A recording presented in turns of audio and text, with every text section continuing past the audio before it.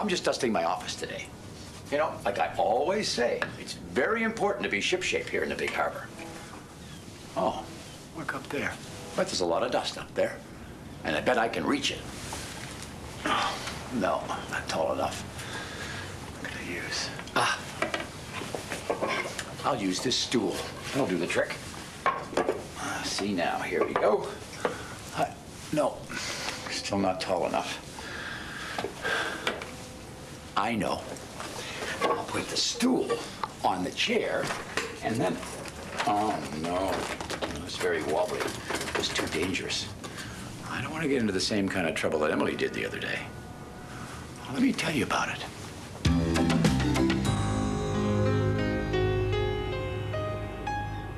One morning, Emily was pulling a cargo ship out of the big harbor. She did a careful turn around Bedford, the little bellbuoy who lives out where the harbor ends and the ocean begins.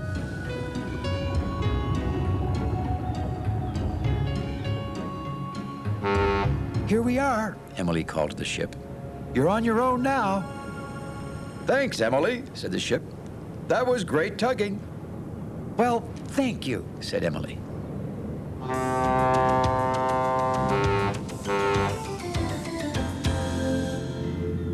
Now, Blandford is another bellbuoy who lives further away from the big harbor. Emily did a jazzy little loop around Blandford.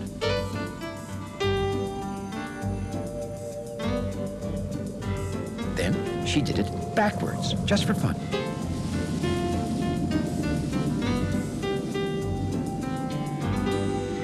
That was a great turn, Emily, dinged Blandford. Just then, they heard a croaky little horn. Sure enough, it was Digby, the cable ship. He was busy laying cable along the shore.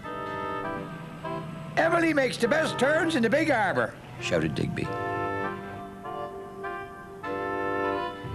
I get stuck just turning on me engine, he added to himself. You see, Digby is always getting stuck somewhere. Emily laughed, but it was nice that everyone thought she was so good at making turns. It was still early in the day. The sun felt warm and friendly on her hull, and Emily had nothing else to do. She decided to take her time getting back to the harbor. She set off again, zigging this way and zagging that. There was nothing better than whooshing through the waves with a great big smile. It was always pretty out near the far shore.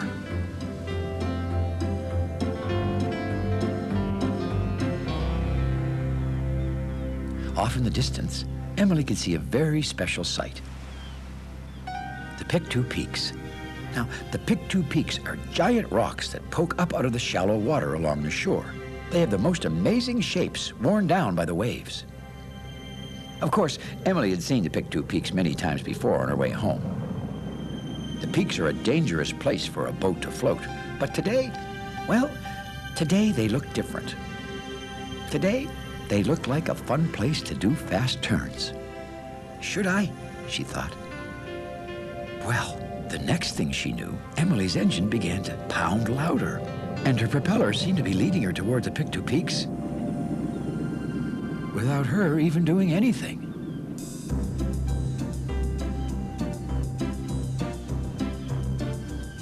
The Pictou Peaks towered all around Emily and kind of made her feel like she was floating in the middle of a great mountain range.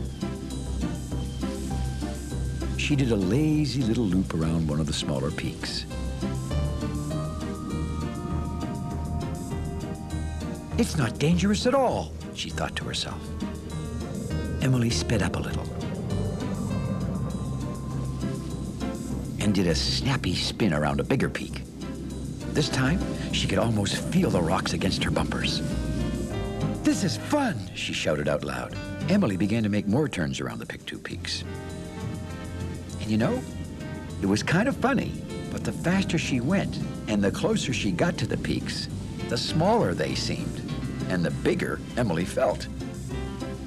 Look at those, said Emily. Not that far away, she saw two peaks, very close together, and it looked like there was just enough room for a tugboat to squeeze through. I bet I could do it, she thought to herself. turned towards the Twin Peaks. She slowed a moment to catch her breath. Then she roared her engine, spun her propeller, and off she went. "I can do it," she shouted. "I can do it." Those two peaks looked closer together than they did at first. Emily was going faster and faster and faster. Too late to stop now. "I can do it!" Only time for one last little turn to line herself up so she could squeeze through the peaks and...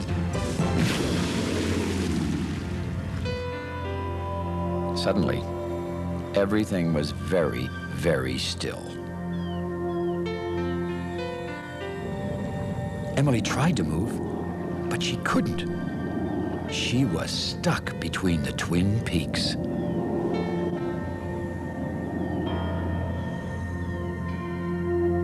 Back in the big harbor, Theodore was waiting for Emily to come home. "Bedford, have you seen Emily?" he asked. "She was here a little while ago," dinged the bellboy. "Isn't she back yet?" "That's funny," thought Theodore. "I wonder where she could be."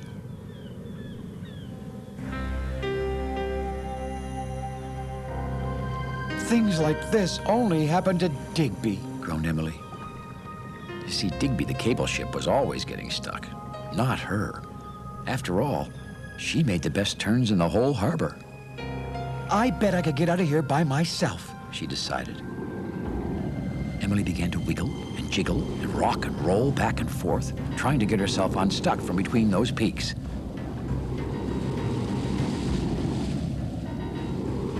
"I can do it," she grunted. "I can do it." But she was only getting herself stuck tighter and tighter. Now who should come floating by that very moment but Digby?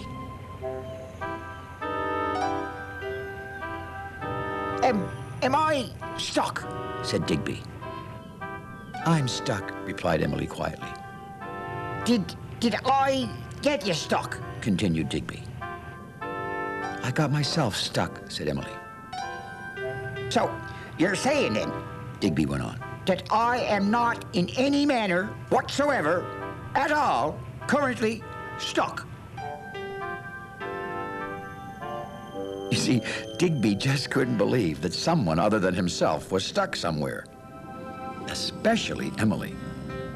"I won't be stuck for long," blared Emily. Emily roared her engine and tried to push herself free again. But she couldn't budge, not one bit.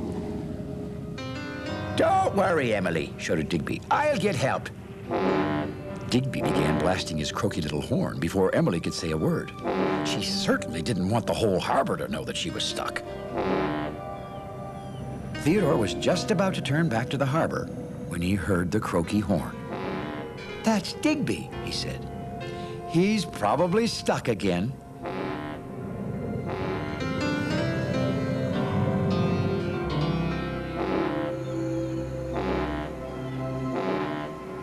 Theodore followed Digby's croaky horn all the way to the Pictou Peaks, where he saw an astonishing sight. "Digby," said Theodore, "you're not..." "Stuck," said Digby. "I know, Theodore. I can't hardly get over it myself." Then why did you call me?" asked Theodore.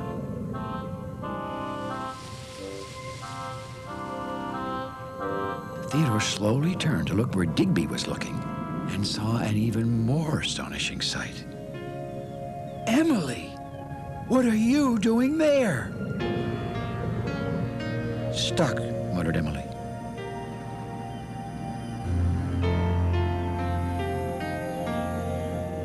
"What'd you say, Emily?" asked Theodore.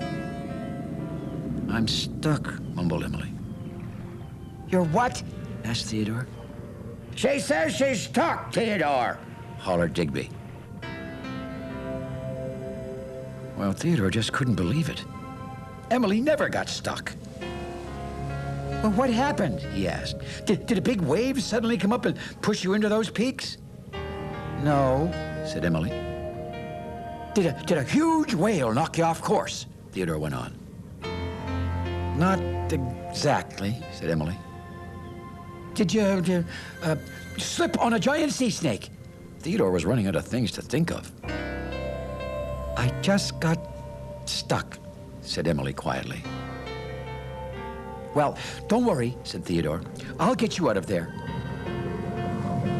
Theodore carefully looped around the peaks. It was a tight turn to make, but he nosed right up between them until he and Emily were bumper to bumper. And then he began to push. Emily sure was stuck. Theodore put more steam in his shove, poured on the power, and soon his friend came popping out between those two peaks just like a giant cork from a bottle. Free. That was some good rescue there, Theodore, called Digby, floating off. See you later. I never thought I'd be rescuing you, Emily, said Theodore. I didn't either, said Emily sadly. She felt terrible about getting stuck. Well, how did you get stuck? Asked Theodore. I was doing turns all around the Pictou Peaks, replied Emily. You were? Said Theodore. He'd never heard of anyone doing that. First, I did a little loop over here, explained Emily. Well, that was great, said Theodore. And then, continued Emily, I did a spin around here. Wow, said Theodore. Emily, you're the best at making turns. Well, for the first time, Emily smiled. And then, she said, I tried to turn right through those two peaks. Right through them? Gasped Theodore. Emily began to head toward the two peaks again. But this time, she stopped. I won't try that again, she said. Emily, said Theodore, can you show me how to make great turns too? Sure, said Emily right away. And so the two tugs set off, zigging this way and zagging that. There was nothing better than whooshing through the waves with great big smiles.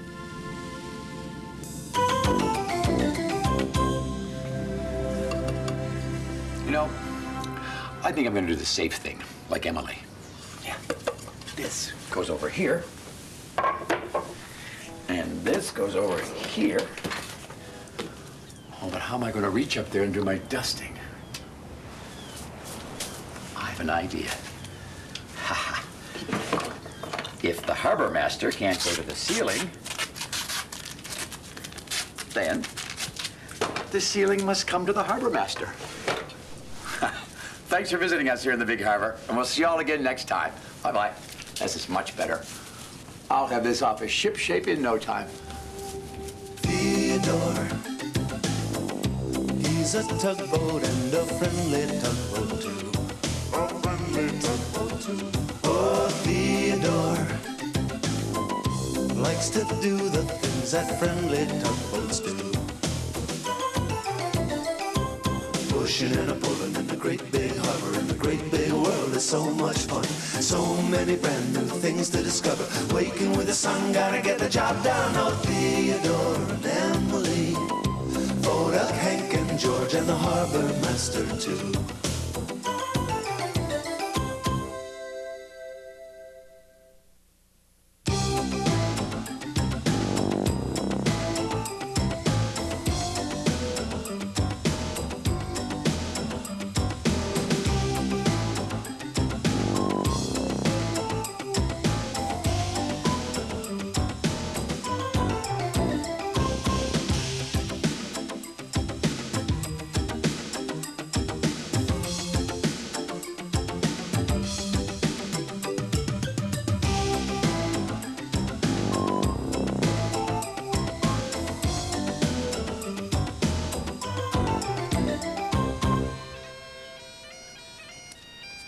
Hello.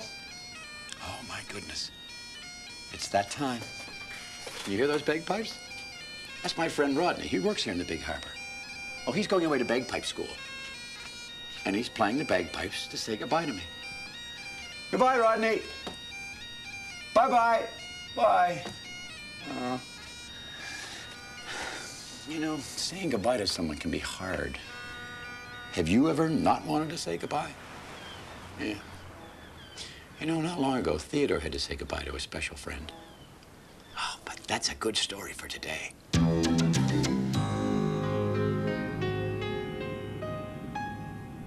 Dartmouth, the cable ship, was visiting the big harbor. He was laying his giant cable along the shore. Please move me a little closer, Theodore, he called.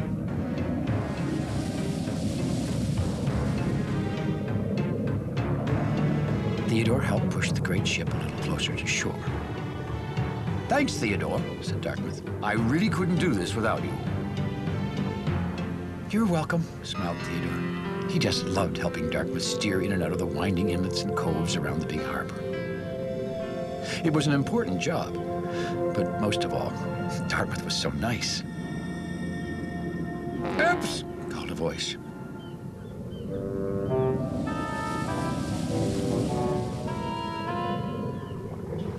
Sure enough, it was Digby, the harbor's own small cable ship. He was helping too, kind of. Barnacles and blisters, blubbered Digby. Stuck on the jibberty-spiggity cable again. It seems poor Digby is always getting stuck on something.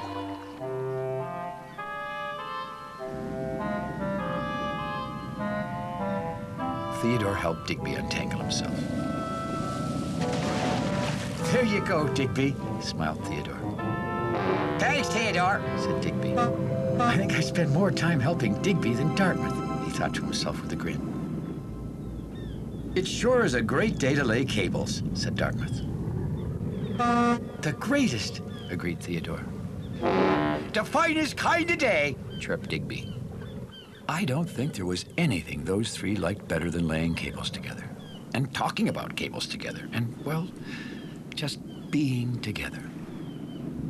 Working with you is my favorite thing in the whole world, Theodore said to Digby and Dartmouth. Why, thank you, Theodore, said Dartmouth with a big smile on his voice. I like working with you both very much, too. We're the three good buddies, proclaimed Digby. Aren't we, boys? We sure are, agreed Dartmouth. And always will be, concluded Theodore. The three friends were almost at the entrance of the harbor. Well, announced Dartmouth, I'm finished. For the day, added Theodore with a smile. And what a superior day it was, too, chimed Digby. No, said Dartmouth. I mean, I'm finished laying my cable here in the big harbor. Finished, are you? Said Digby. Superior. And what's next for us three good buddies, then? Well, said Dartmouth, actually, now I'll be taking the end of my cable here all the way across the ocean. Going away, are you, Dartmouth? Said Digby. Oh, well, that's nice. Off to new places and so forth. Superior. Well, can you come back tomorrow? Asked Theodore quietly. Well, no, replied Dartmouth. The next day? Asked Theodore.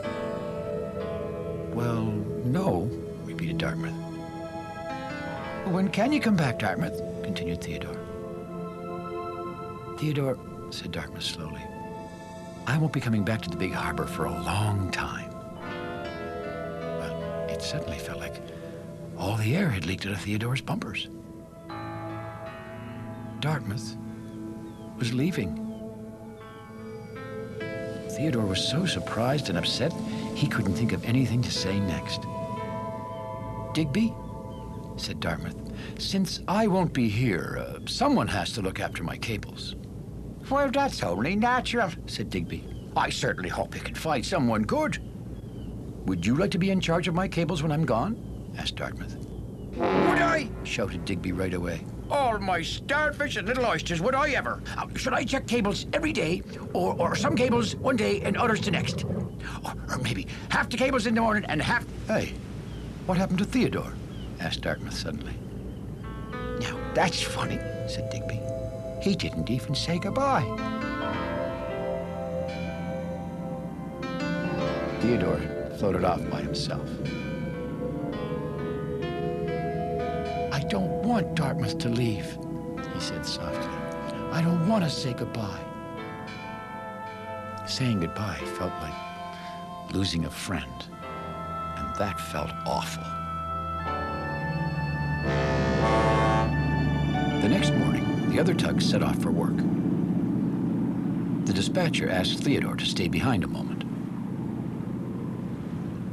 "Theodore," he said, "since Dartmouth is leaving this morning, I thought you might like a special time before work to say goodbye to him." "Oh, I don't really want to say goodbye," replied Theodore quietly. "Well, I thought you and Dartmouth were good friends," said the dispatcher, who was very surprised. "But he's going away," said Theodore. "And all my friends live here in the big harbor with me."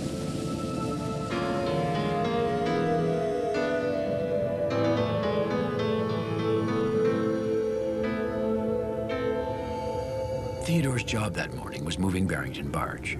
He was floating along when he heard a familiar little croaky sound. Sure enough, it was Digby's horn. "Theodore! Theodore!" shouted the little cable ship, all out of breath. "Wait up! Wait up!" "Dartmouth is leaving now," puffed Digby. And I thought we could go and say goodbye together, and then I'm off to check his cables. Imagine me, Digby D cable ship, in charge of all them humongous cables. Oh, superior!" "I don't want to say goodbye, Digby," replied Theodore quickly. "But Theodore," said Digby, puzzled, "we're the three good buddies, aren't we? And we have to say goodbye together, don't we?" "We can't be the three good buddies anymore," replied Theodore softly. "Dartmouth won't be here." "Oh-ho," said Digby slowly. "Well, I'll just say goodbye for you then. Shall I, Theodore?"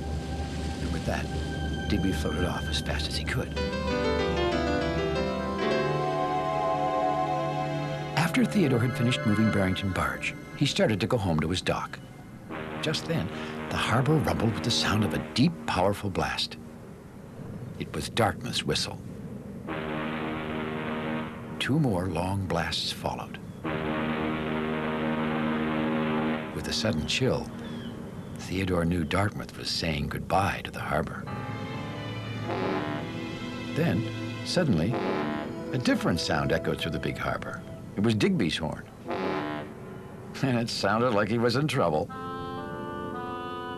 "I bet he's stuck somewhere again," Theodore said to himself, and hurried off in the direction of the sound. Theodore followed Digby's horn to a little cove, and, sure enough, there was the small cable ship. "Oh, Theodore," sputtered Digby. "I was officially commencing my first inspection of Dartmouth's cables, and I guess I was kind of excited and so forth, and I wasn't watching where I was attending to. Well, I guess I kind of got stuck on this spliggity-spluggity sandspit." "Don't worry, Digby," called Theodore. "I'll pull you out." Hello, Theodore. "Dartmouth," said Theodore. "What are you doing here?" I was leaving, explained Dartmouth, when I heard Digby's horn. "Oh," said Theodore. "And also, I wanted to say goodbye to you, Theodore." Theodore slowly looked up at the big ship. "Dartmouth," he began, I really wanted to say goodbye, but I guess I couldn't. I didn't want you to go away." "Theodore," said Dartmouth in a very gentle voice, "we'll still be friends no matter how far apart we are." "We will?" said Theodore. "Of course we will," said Dartmouth. "You'll just have a friend in a whole new place." "Well," said Theodore after a moment, I never thought of it that way." "And one day," Dartmouth went on, "when you're a bigger tug, maybe you can come across the ocean and visit me." "Well," said Theodore, "maybe I will." "Can I come too?" Digby was suddenly floating right there beside them. "Digby," said Theodore, "I thought you were stuck." "Well," said Digby with a sly smile in his voice, I was kind of stuck. I was stuck figuring out a way to get us both to say goodbye to Dartmouth, that is. Well, Theodore just had to smile. Theodore, said Dartmouth, it really is time for me to say goodbye now. Theodore floated very close to Dartmouth. Goodbye, Dartmouth, he said in his bravest voice. I'm really going to miss you. Goodbye, Theodore, said Dartmouth. I'm going to miss you too, very much.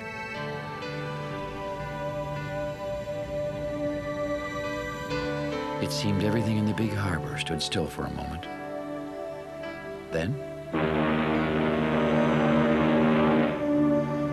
Dartmouth began to float away.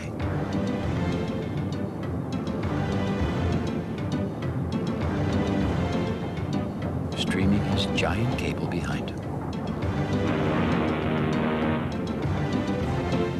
Wait, called Theodore. Well, how will I know where to find you when I'm bigger?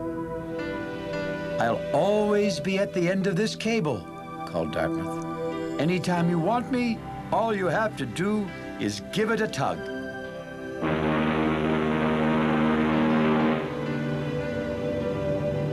And then, with one last great blast of his horn, Dartmouth was gone.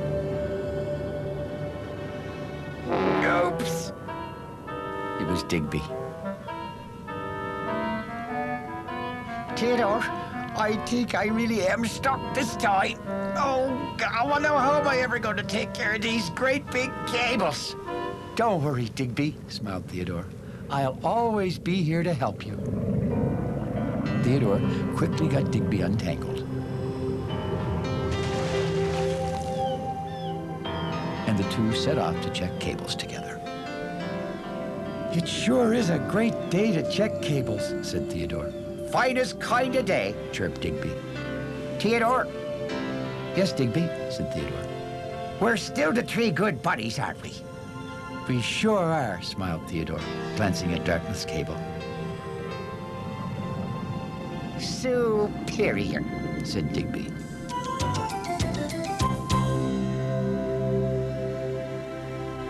You know, my friend Rodney and I can still keep in touch, even though he's away at bagpipe school, just like Theodore and Dartmouth. Now, where did I put that?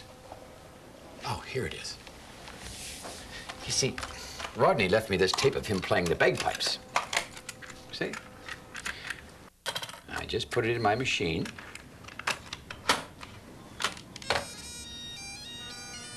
But it sounds like he's right outside my window. Thanks for visiting us here in the Big Harbor. We'll see you all again next time. You know, I just thought of something nice. When Rodney comes back from bagpipe school, he'll be a much better bagpipe player. And you know, Rodney really does need to go to bagpipe school. Theodore, he's a tugboat and a friendly tugboat too. A friendly tugboat too. Oh, Theodore likes to do the things that friendly tugboats do. Pushing and a pulling in the great big harbor, in the great big world is so much fun. So many brand new things to discover. Waking with the sun, gotta get the job done. Oh, Theodore and Emily, Vodak, Hank and George, and the harbor master too.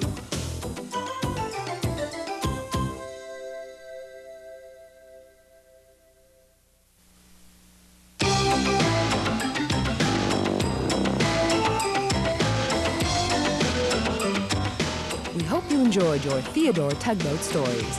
Theodore Tugboat and his many floating friends present playful stories and positive values for young children. Collect the complete Theodore Tugboat home video series wherever quality family entertainment is sold.